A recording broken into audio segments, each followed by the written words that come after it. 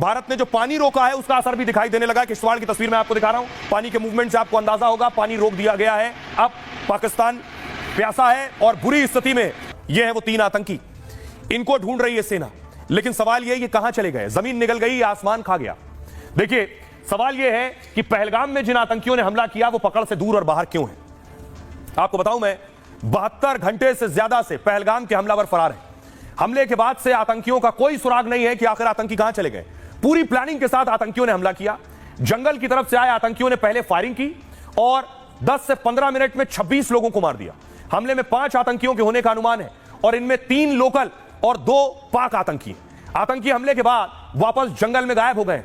अब तक किसी आतंकी का सुराग नहीं मिला है। बैसरन घाटी दरअसल 2 तरफ पहाड़ों से घिरी हुई है, दोनों तरफ आपको पहाड़ी नजर आ रही है, इसके दोनों तरफ जंगल है। यह इलाका त्राल और किश्तवाड़ से कनेक्ट करता है। ये दोनों जिले आतंकवाद का गढ़ है। आतंकी त्राल के जंगलों से आए थे। पहले से पहलगाम से त्राल का सड़क का रास्ता 55 किलोमीटर का है अगर सड़क से आएंगे, लेकिन जंगल से जाएंगे तो यह 20 किलोमीटर हो जाता है। आतंकियों ने इसी का फायदा उठाया है। त्राल का जंगल पाक और लोकल आतंकियों का गढ़ है। यह जंगल बैसरन घाटी से सटा हुआ है और त्राल का जंगल आतंकियों के लिए सबसे सुरक्षित है। इसी रास्ते से आतंकियों के आने का अनुमान है। आतंकियों ने पूरे इलाके की रेकी की थी। बैसरन घाटी में सिक्योरिटी नहीं होती है, आसपास सीसीटीवी कैमरे भी नहीं है। घाटी से करीब 5 किलोमीटर दूर पहाड़ी से नीचे सीआरपीएफ का कैंप है। यहां से मौके पर पहुंचने में आधे घंटे का वक्त लगता है। बैसरन तक सिर्फ पैदल, घोड़े या एटीवी बाइक से जा सकते हैं। सुरक्षा बलों के पहुंचने से पहले आतंकी जंगल के रास्ते भाग गए।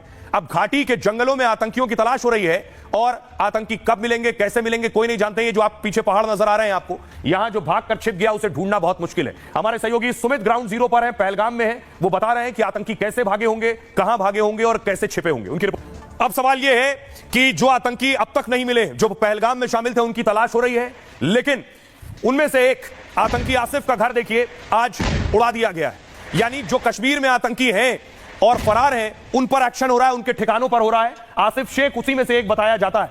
आइए आपको बताऊं आसिफ शेख है कौन और इस पर आरोप क्या है। हमले में शामिल रहे आतंकी आसिफ शेख का घर बम से उड़ा दिया गया। त्राल में आसिफ शेख का घर है, बम धमाके में घर जमींदोज हो गया। आसिफ शेख लश्कर तैयबा का स्थानीय कमांडर है। तलाशी अभियान चलाते हुए सुरक्षा बलों को उस घर में कुछ संदिग्ध वस्तुएं मिली थी। आतंकी आसिफ शेख 2022 में लश्कर से जुड़ा था और पीओके में आसिफ ने ट्रेनिंग ली।